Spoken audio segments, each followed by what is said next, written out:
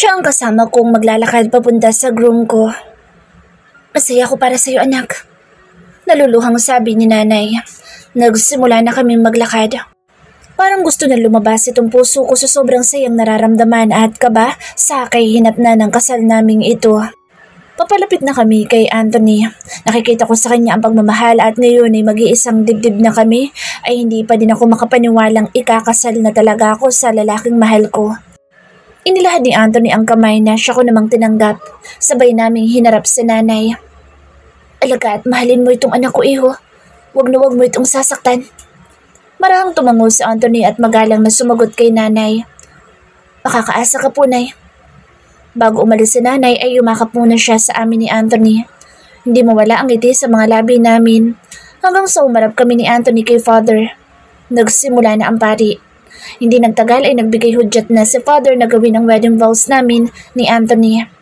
Puno ng pagmamahal kong hinarap si Anthony. Pinahid ito ang luha habang malayang pinagmamasdan ako. Chloe, masaya ako na dumating ka sa buhay ko. Marami akong ginawa na unfair sa'yo pero isa lang masasabi ko at yun ay hindi ko pinagsisisihan na lumapit sa'yo at magpakilala. Pumayag ka sa in-offer ko sa'yo, dala na rin ang pangangailangan. Sobrang saya ko ng time na iyon. Hanggang nasa isip ko lang ay malaya na ako maiparamdam sa'yo na gusto kita hanggang sa tuluyan na kitang minahal ng lubos. I can't wait to grow old with you. Bubuo tayo ng pamilya na magkasama with your family and friends who always here for us. Lalo na sa espesyal na araw na ito para sa atin. Mahal na mahal kita, Chloe. Hindi ko na napigilan pa ang sariling maiyak. Hinanda ko na ang sarili para magsalita. Pinakalma ko ang sarili at nagsimula na. Anthony Melendez, sa lahat ng pwede mong makilala at pakasalan ay ako pa. Maswerte ako na sa kabila ng buhay na meron ako'y handa kang tanggapin. Pinatunayan mo sa akin na deserving ka sa pagmamahal ko. Masaya ako na dumating ka sa buhay ko na dahilan para maranasan ko maging masaya. Ikaw ang unang lalaki sa buhay ko at nagpapasalamat ako sa iyo na minahal mo ko. Hindi ako makapaghintay pa na makasama ka ng mas matagal at maging maligaya habang tayo nabubuhay.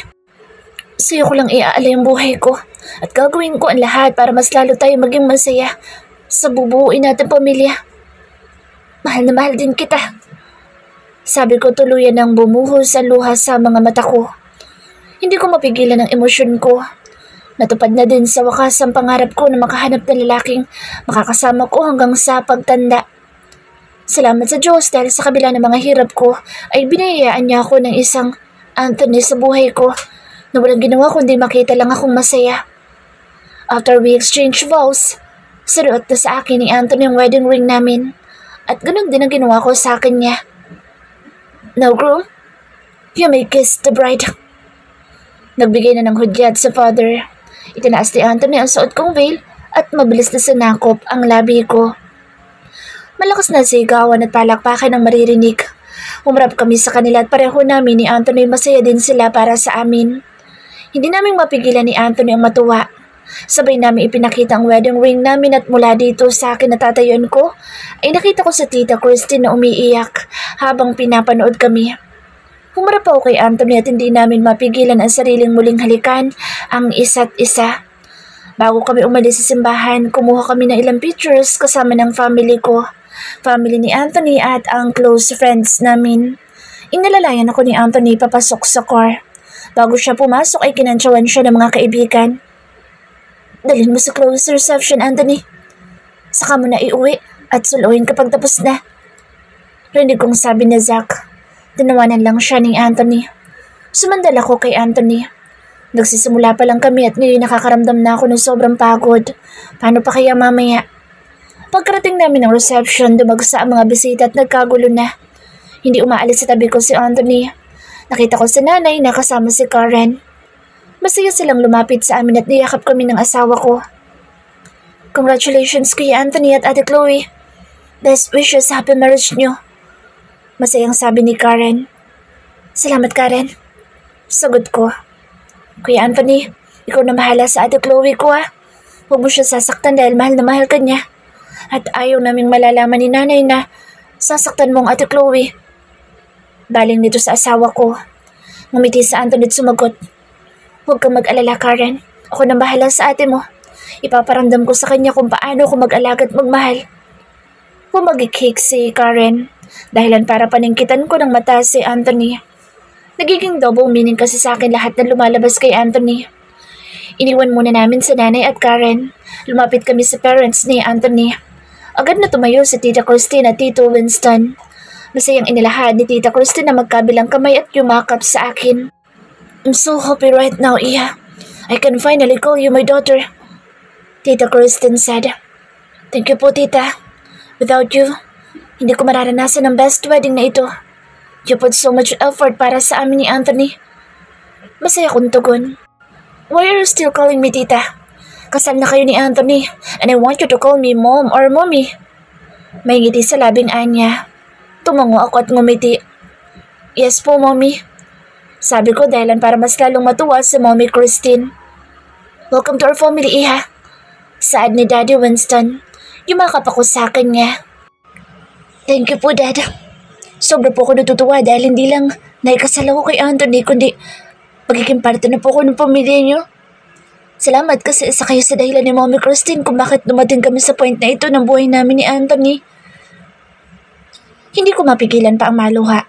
Agad akong inalo ng asawa ko. Pinunasan ko ang luha at masayang hinarap sila. Pati si Mommy Christine ay naluluha na rin. You don't need to thank us, Iha. Kami dapat ang magpasalamat because you chose my son to be your husband. Hindi ko na kailangang mag-alala pa sa anak ko dahil alam namin ng Daddy Winston nyo na magiging masaya kayo sa buong buhay na magkasama. We can't wait to see my future apo. Kaya wag na kayong magpigil ha. Dapat bigyan nyo agad kami ng apo. Natatawang biro sa amin ni Mommy Christine. Sa Anthony ang sumagot, nagawa pa niya akong ngisian. Don't worry, Mom. Sooner or later, mabibigla ka na lang kapag buntis ng asawa ko. Siniko ko si Anthony dahilan para lumayo siya sa akin ng sandali. Tinawanan kami na mag-asawang Benavides. Naglalambing akong niyakap ng asawa ko. I love you so much, my wife. Napangiti ako. After namin mag-celebrate, hindi pa natatapos nang itakas ako ni Anthony. Para siyang mabangis na hayop na anytime ay handa akong atakihin. Ready na ako sa gagawin ni Anthony sa akin. Hindi ko mapigilan na ma-excite habang tinatahak namin ang daan pauwi sa tahanan namin. Pagkababa ng kotse, kinaladkad ako ni Anthony papasok sa bahay. Pagkaharap pa lang ng front door, he pinned me against the wall. He cupped my face and kissed me. At first it was gentle but after 1 minute, he was a different person. The gentle kiss turned into a hard and passionate way. I helped him undress his tuxedo. He turned to me and I can feel his hard and hot body against me. Hindi ko mapigilan ang sarili. It was like I was in heaven. Anthony helped me undress. The last thing I knew, he was already unzipped my dress in my back. Half of my body was exposed in front of him. Anthony can't help but to give me a seductive look and bite his lips because of so much emotion we feel right now. Anthony pulled me closer to him. I can't wait to make love with you. I will make you beg for more. He whispered in my ear. I look at him. Go on, Anthony. Do whatever you want. Sayong-sayo ko. Nang sabihin ko iyon, sanakop agad ni Anthony ang labi ko nang walang tigil. Hindi ko na napigilan pa ang sariling magpadala sa sensasyong dala ng tagpong ito. The last thing I knew, Anthony was inside of me. I am moaning in so much pleasure. The noise of our body banging together. How Anthony making me beg for more. It was pure love and pure happiness. Flashback. Tatay, saan ka pupunta? Tanong ko sa tatay ko na may bit-bit na malaking bag. Ano bang laman noon?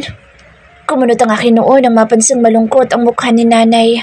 Lumapit siya sa akin at lumuhod para pumantay kami. Sinulyapan niya muna si tatay na nakatabi sa kanya. Aalis si tatay, anak. Saan ka pupunta, tay? Kasama po ba kami? Inosente kong tanong. Anak, kailangan pumunta ni tatay sa Manila para makapagtrabaho. Anya. Pero tay, di ba po may trabaho ka din po dito? Bakit kailangan mo pang umalis? Naguguluhan man ay hindi ko may alis ang tingin sa kanila. Anak, para marami tayong pera at may makain kayo ng nanay mo. Lalo na ngayon na buntis siya. Kailangan natin mag-ipon para sa pagdating ni baby. Kahit na naguguluhan ay tumango ako. Promise mo tay, babalik ka ha? Balikan mo kami tapos pasyal po tayo pag nandito na si baby. Nakangiting sabi ko. Ngumiti din siya sa akin pero hindi umabot sa mga mata niya. Pangako anak, babalikan ko kayo. Hinalikan niya ako sa noo habang hinatid naman namin siya sa labas ng bahay. Nakaparada sa tapat ng bahay namin ng tricycle na sasakyan ni tatay papunta ng terminal. Hinarap niya muna kami bago siya umalis. Alagaan mo ang nanay at ang kapatid mo. Maliwanag ba anak? Nakangiting tumugon ako. Opo tay, ako po ang bahala kay nanay. Hindi ko po sila pababayaan. Mabuti yan anak. Hinarap naman niya sa nanay na ngayon umiiyak na. Niyakap niya ito ng mahigpit. Babalik ako ha. Lagi kang mag-iingat at saka huwag mong pababayaan ang sarili mo, mahal. Sunod-sunod ang ginawang pagtango ni nanay at niyakap muli si tatay. Tatay, lagi po ako dito sa labas ng bahay. Diyan po sa ginawa mong upuan para sa atin. Aabangan po kita dyan para po ako ang unang sasalubong sa'yo kapag bumalik ka na. Ngumiti lang sa akin si tatay at tumalikod na para sumakay sa tricycle. Kumuway kami sa kanya at ganun din siya. Muli ay bumalik ako sa kasalukuyan. Ano pag ginagawa mo dyan anak? Pumasok ka na at baka magkasakit ka. Tawag pansin sa akin ni nanay. Katatapos lang ng ulan nang mapagdesisyonan kong lumabas at magpahangin. Sandali na lang nay, papasok na din po ako. Tumabi sa akin ang upo dito sa kawayan na pahaba na ginawang upuan dito sa gilid ng pinto namin. Iniisip mo pa rin ba? Tanong niya. Napatingala ako at pinakatitigan ng buwan. Ang sarap pa rin pagmasdan ng bilog na buwan at nagkikislap ang mga bituin. Kinalakhan ko na ang ganito dahil simula na umalis si tatay, lagi ako dito sa labas ng bahay para hintayin siya. Wala ni isa sa pangako niya ang tinupad niya. Naramdaman ko ang init ng daliri ni nanay na pinahid ang luhang kumawala sa aking mga mata. Matagal ng panahong iniwan tayo ng tatay mo. Hanggang ngayon ba inaalala mo pa rin yun? Mapait akong napangiti. Bakit ganun siya, Nay? Wala na ba talaga tayong halaga sa kanya? Bakit niya tayo iniwan? Ang daming tanong sa isip ko na walang ni isang sagot sa mga yun. Masakit. Paano pa kaya sa'yo, Nay? Naghirap ka sa amin ng kapatid ko para lang mapalaki kami ng maayos. Napaka-unfair sa posisyon mo dahil hindi lang naman ikaw ang gumawa ng pamilyang ito. Nang balingan ko siya ng tingin ay nakangiti lang sa akin sa nanay. Wala akong pinagsisisihan sa naging desisyon ko anak. Namahalin ang ama niyo. Kung hindi ko siya minahal, baka wala kayo dito. Pasalamat pa rin ako dahil binigyan niya ako ng 2 anak na sobrang bait at maunawain. Tanggap ko na ang lahat, anak, na hindi nababalik pa sa atin ang tatay mo. Masaya na siya sa bago niyang pamilya. Ang kailangan natin gawin ay ipagpatuloy ang buhay kahit wala siya. Gusto kong maiyak. Mabuti na lang at meron akong maunawain na ina. Siya na nga itong iniwan at naloko'y handa pa rin siyang magpatawad sa taong nanakit sa kanya. Sa kaso ko, hindi ko kayang patawarin si tatay. Alam mo, Nay, ikaw ang pinaka-the best na nanay para sa amin. Salamat, Nay, kasi hindi mo kami iniwan kahit nang wala na si tatay. Nakuha mo pa rin maging matatag at masaya sa buhay. Walang saysay anak ang paninisi sa sarili at paglugmok dahil lang nawalan ka ng taong mahal mo. Ipagpatuloy lang ang buhay kahit nang wala na sila.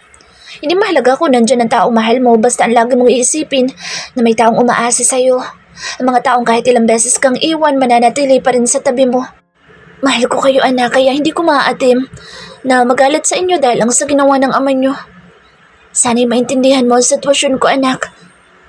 Malumanay na pagkakasabi niya. Pagkaanak ni nanay sa bunso kong kapatid, nagdesisyon kami sundan si tatay sa Manila. Ang ikinagulat namin imbes na trabaho ang dahilan ng pagpunta niya doon ay ang kabit pala niya. Or should I say, ang bagong pamilya niya. Wala sa sarili si nanay na mga panahong iyon at lagi niya akong pinag-iinitan hanggang sa kamuntikan na akong masagasaan para lang lumaya sa bahay dahil hindi ko kaya ang pakikitungo sa akin ni nanay noon. Nag-iba siya dahil lang sa lalaking nang iwan sa amin. Bumalik ang dati niya siya tumingi sa akin ng tawad dahil sa mga inakto niya sa akin. Naunawaan ko kung bakit siya nagkaganoon at dahil yun kay tatay. Galit din ako sa taong yun dahil inabandona niya ang pamilyang ito. Nandito lang kami para sa iyo, Nay. At pangako, hindi ka namin iiwan katulad ng ginawa niya. Nakangiting pahayag ko. Niyakap ako ng mahigpit ni nanay at tumaguluhol na siya ng iyak. I love you, anak. Salamat sa inyo dahil lagi niyo akong pinalalakas. I love you din po, Nay. Sagot ko. Mabuti na lang at may oras ako para bisitahin sila ni Karen. Simula nang magpakasal kami ni Anthony ay bihira ko na lang makasama ang pamilya ko. Nag-offer pa si Anthony na tumira na kasama namin pero ayaw ni Nanay. Nagdesisyon ng asawa ko na bigyan ng bagong bahay ang pamilya ko. Hindi na nagawa pa ni Nanay na tanggihan si Anthony dahil regalo iyon sa kanya ng asawa ko. Simula na ikasal ako sa lalaking mahal ko, mas lalo kaming naging malapit sa isa't isa. Nagagawa ko ang responsibilidad ko bilang asawa ni Anthony. Ang bala ko na magtrabaho hindi na natuloy. Hindi na pumayag si Anthony at ang gusto niya hintayin ko siya sa bahay namin. Ayaw niya na napapagod ako. Hindi na ako tumutol pa dahil alam ko na para din sa akin ito. Hindi na ako pwede magdesisyon para sa sarili ko dahil ngayon ay meron na akong Anthony sa buhay ko. Kinausap ako ni Anthony at gusto nito na bumalik ako sa pag-aaral. Last week lang ay nagsimula na ako sa college. Sobrang supportive sa akin ang asawa ko. Si Karen naman ay pinag-aaral din ni Anthony. Maswerte ako at mabait ang inasawa ko. Kahit hindi ko hingin sa kanya, kusa niyang ibinibigay sa akin. Madalas ako sa company ni Anthony. Nagpapadala din ako ng lutong ulam para sa kanya. Wala pa ding nagbago kay Anthony. Sweet at caring siyang asawa sa akin, kaya wala na akong hihilingin pa. Nay, alis na po ako. Pupunta po ako sa company ni Anthony. Paalam ko. Agad na lumapit sa akin si Nanay. Sige anak, mag-iingat ka. Sagot niya. Pumara ako ng taxi at sumakay. Nag-text ako kay Anthony para alam niya na darating ako para makita siya. Hindi ako makapaghintay na makita ang asawa ko. Pagbaba ko ng taxi, binati ako ng guard. Ganon din ang ginawa ko sa kanya. Hindi pa rin ako sanay na tawagin nila akong ma'am. May ilang empleyado ang tumigil para batiin ako. Pagdating ko sa office ni Anthony, huminto ako sa table ng secretary ni Anthony. Elmer, nasa loob ba si Anthony? Tanong ko. Baka kasi may kamitin siya at ayoko naman na makaestorbo. Yes, ma'am. Kasama niya si Ma'am Jane. Marahan akong tumango. Hindi na ako kumatok at biglang binuksan ng pinto. Bahagyang nagulat sa Anthony at Jane nang pumasok ako. Chloe, anong ginagawa mo dito? Akala ko ba nagpunta ka kila Nanay? Anya sa akin. Lumapit ako sa asawa ko. Si Jane naman ay pinagmamasdan kami. Humalik ako sa labi ni Anthony. Lumingkos ako sa kanya at ngumiti kay Jane. Umirap siya sa akin at nag-iwas ng tingin. Ganyan nga, Jane. Mainggit ka lang sa akin. Naisipan ko na puntahan ka. Hindi mo ba na-receive ang text ko? Tanong ko. Napako ang tingin namin sa phone ni Anthony na nasa desk niya. I'm sorry. Naka-off kasi ang phone ko. Hindi ko nabasa. Ngumiti ako kay Anthony. Anong ginagawa mo dito, Jane? Tanong ko sa kanya. Tumayo si Jane at sumagot.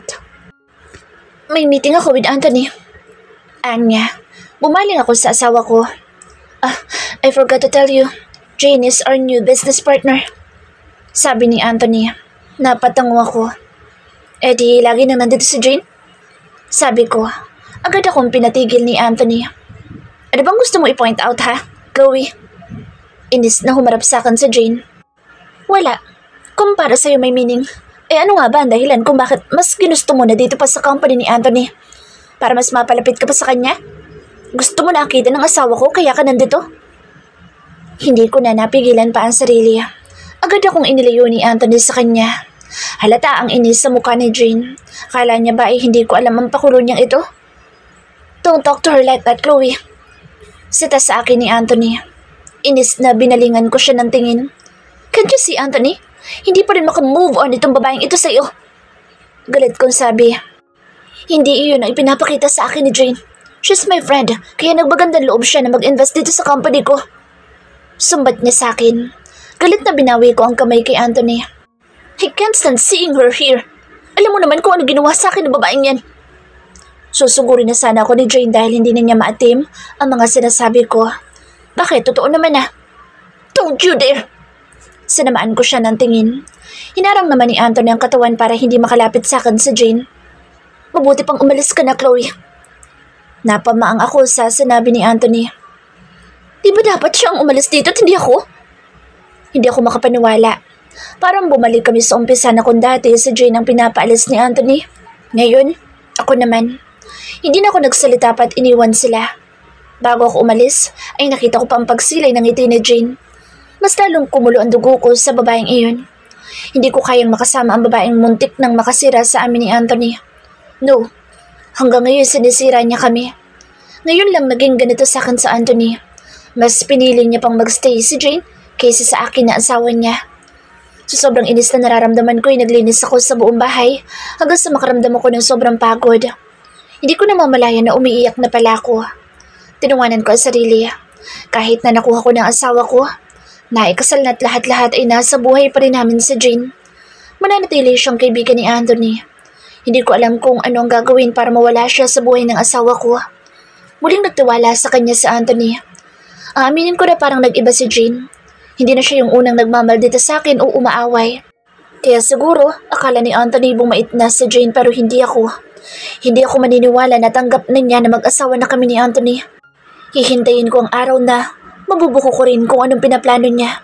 Sigurado ako na may binabalak siya kaya mas ginusto niya na maging business partner ng asawa ko. Malaman ko lang na balak niya kami sirain ni Anthony. Hindi ako uupo lang at hihintayin ang araw na mapaghiwalay niya kami ni Anthony. Napatingin ako sa orasan sa wall. 10:13 na pala pero hindi pa siya nakakauwi. Nasaan na naman ba siya?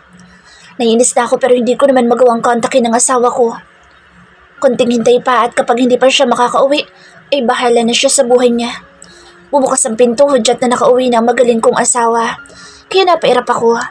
Narinig ko ang tunog ng sapatos niya na malapit na sa kinaupan ko.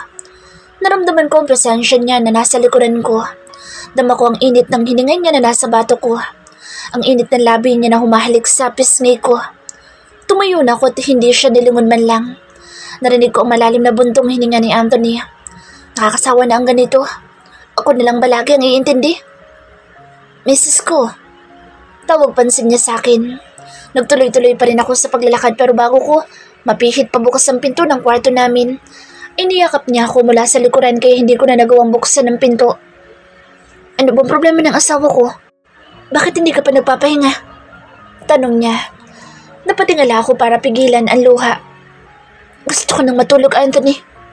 Pinakawalan naman niya ako kaya nagkaroon ako ng chance na buksan ang pinto at pumasok na. Tumalikod ako ng higa at pinikit ang mata. Narinig kong pagbukas ng banyo. Maliligo siguro siya. Tama ang hula ko nang marinig kong pagbukas ng shower. Bumukas ang pinto at naramdaman kong paglubog ng kama. Mariin kong ipinikit ang mata at nagtulog-tulugan. May bisig na yumayakap sa akin mula sa likuran. Isinawalang bahala ko lang iyon. Galit ka ba sa akin? Saan niya? Galit nga ba ako? Oo, galit na galit. May gana pa siyang magtanong. Ano ba sa tingin mo? Hindi ko na maiwasang itanong din sa kanya habang pikit ang mata. Lalo naman niyang idinikit ang katawan niya sa akin at ang paghalik niya sa buhok ko. Mrs. ko, huwag ka na magalit sa akin please. Hindi ako kumibo. Siguro'y naiinis na rin siya sa akin dahil wala na ang braso niya sa bewang ko at ang paggalaw niya sa kama. Tumalikod din siya ng higa. Sinilip ko siya pero agad din akong bumalik sa higaan ko. Siya pa itong may ganang magalit sa akin. Siya itong late nang umuwi. Hindi man lang niya ako tawagan. Hanggang kailan ba magiging ganito tayo, Anthony? Suwang-suwa na ako na maramdaman na wala akong halaga sa'yo. Mag-usap tayo bukas. Huwag ngayon na parehas tayong pagod. Sabi ko't pinilit na makatulog. Hindi naman ako nabigo dahil nilamon na ako ng dilim. Kinabukasan ay maaga ako nagising para maghanda ng agahan namin. Patapos na ako sa paghahanda nang kakainin namin nang makita ko sa peripheral vision ko na nakatitig sa akin ng asawa ko sa gilid habang nakasandalan sa pinto nitong kitchen. Kain na tayo? Hindi ko siya nilingon. Naglakad siya papunta sa lamesa at naupo. Naupo na rin ako sa tabi niya. Tahimik lang kaming kumakain. Walang niisa sa amin na sumubok basagin ng katahimikan. Matapos namin mag-agahay, niligpit ko na ang mga ginamit namin para mahugasan. Nakaupo pa rin si Anthony habang hinihintay ako matapos. Pagkatapos kong hugasan ang pinggan ay malamig ko siyang tinitigan. Ano ba ako sa'yo, Anthony? Tanong ko. Napalunok naman siya. Ano ba sinasabi mo, Chloe? Siyempre, asawa ko. Tumango ako. Asawa mo sa papel? Umarko pataas ang isang kilay ko. Napanganga naman si Anthony dahil sa sinabi ko. Hell no! You're my wife, Chloe.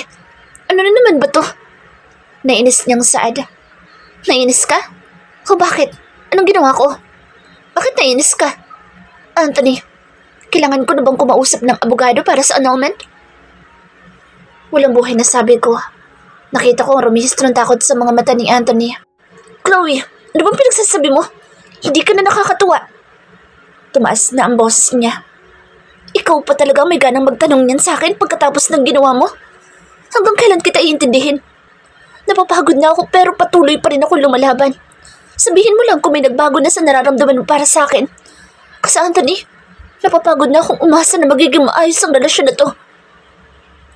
Tumayo siya at lumapit sa akin. At mga hawakan niya ako na lumayo ako sa kanya. Hindi ko na napigilan pang maluha. Simula na ikasal ako sa iyo, naging masaya tayo. Pareho tayo naging busy pero kahit gano'n naghahanap ako ng time na maiparamdam ko lang sa iyo na mahalaga ka sa akin. Tapos, simula na maging business partner mo si Jane, pinalagpas ko yun. Alam mo na hindi ako komportable na nakikita siya tapos pumayag ka. Ngayon madalas mo na siyang kasama kasi sa akin. Madalas na natin siyang pag-awayan. Alam mo na nagsiselos ako pero wala kang ginawa kundi iparamdam sa akin na okay na kayo. At parang wala lang sa iyo na siya ang dahilan ng lahat ng ito. Mahabang pahayag ko. Palagi ako naghihintay sa iyo. Tapos malalaman ko na kasama mo siya. Para ano? Magpakasaya kayo? Hindi nga tayo magkaanak-anak dahil inuubos mong oras mo kay Jane imbis na sa akin, asawa mo. Mumalatay naman ang lungkot at takot sa mga mata ni Anthony. Hindi ko na napigilan pang ilabas ang sakit na nararamdaman ko. Sunod-sunod na tumulo ang luha ko. Lumapit si Anthony sa akin. Chloe, I'm sorry. Ayusin natin, please. Huwag lang tayong umabot sa hiwalayan. Mahal na mahal kita, Chloe. Umiling ako. Alam ko naman na ginagawa mo lang tungkulin mo sa buhay niya bilang best friend mo pero sana naman isipin mo na may tao naghihintay sa'yo at inaabangan ang pagdating mo. Walang oras na hindi ko iniisip na sana bumalik ka na. Kasi miss na kita pero pag darating ka, pag-aawahin natin ang tungkol kay Jane. Nagagalit ka sa akin. Sana alamin mo muna kung saan ako nanggagaling. Tumalikod na ako sa kanya at pinahid ang luha. Natatakot lang ako na baka tuluyan niyang masira ang relasyon namin. Kahit nakasal ako kay Anthony, may chance pa rin siyang agawin sa akin ng asawa ko na hindi ko kakayanin kapag hinayaan ko. I'm sorry, Chloe. Akala ko ba naiintindihan mo na kailangan ako ngayon ni Jane? Hinarap ko siya. Tama. Kailangan siya ni Jane dahil may boyfriend na si Jane. Dahilan kaya nagtiwala sa kanya si Anthony na tuluyan na siyang nakamove on sa asawa ko. Galit kong hinarap si Anthony. Hindi mo obligasyon na samahan siya oras-oras dahil lang sa heartbroken siya. Umaya ko, Anthony. Alam kong kilos niya. Alam ko na sa lahat ng naging boyfriend niya simula na maging mag-asawa tayo. Siya ang nakikipaghiwalay.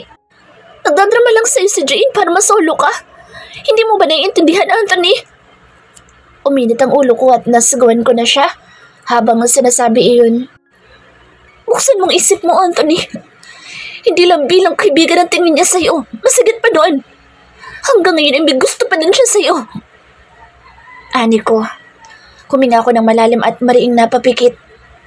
Mahal kita, Anthony. Ayoko maagaw ka sa akin ng iba. Ang gusto ko lang naman ay lumayo ka sa mga babaeng hindi pagkakatiwalaan. Nahihirapan ko sabi. Hindi na patinag sa Anthony. Talagang pinanindigan niya na iba na ngayon si Jane. Hindi totoo lahat ng pinagsasabi mo. Kilala ko si Jane mula pagkabata at kahit kailan. Wala ko nakitang motibo niya para gawin lahat ng mga sinasabi mo. Mahalaga lang siya sa akin bilang kaibigan. Hindi makapaniwalang napatingin ako sa kanya. Sinasabi mo bang sinungaling ako? Kinausap ko ang isa sa kanila. Mga naging karelasyon ni Jane. Kilala niya mga naging lalaki sa buhay ng kaibigan mo. Si Jane na nakikipaghiwalay, hindi sila. Para ano? Dahil gusto niya makakuha ng simpatsya mula sa'yo. Dagdag ko pa. Paano ko ba maipapaliwanag sa kanya na mahal siya nito higit sa kaibigan? Nasasaktan ako dahil parang sinasabi niya rin na sinungaling ako. Nakipagkita ka sa kanila? Tila dumilim ang anyo ni Anthony pero hindi ako nagpatinag. Oo, dahil gusto ko malaman ng totoo. Mahigpit niyang hinawakan ng braso ko. Anthony, bitawan mo ako. Nasasaktan ako. Pilit kong inalis ang kamay niya pero mas lalo iyong humigpit. Huwag na huwag ka makikipagkita sa kanila, maliwanag ba? May diing-an niya. Natigilan ako. Ngayon ko lang nakitang ganito sa Anthony. Parang naging ibang tao siya sa akin. Tumango ako bilang tugon. Napangawi pa ako sa sakit. Mabuti na lang at agad niya akong binitawan. Parang hindi na siya yung lalaking minahal ko. Hindi ko napigilang maglandas ang luha sa mga mata. Siya pa din ba yung minahal ko? Tama ba na hayaan ko na lang ito? Tumalikod na ito at naglakad palayo. Aalis ka. Pupuntahan mo siya. Ganyan ka naman eh. Imbis na ayusin natin ang problema, lagi mo nalang tinatakasan. At ako, patuloy na maghihintay sa'yo. Yan naman, Anthony. Sige, kung yan ang gusto mo, bahala ka. Galit kong sigaw sa kanya.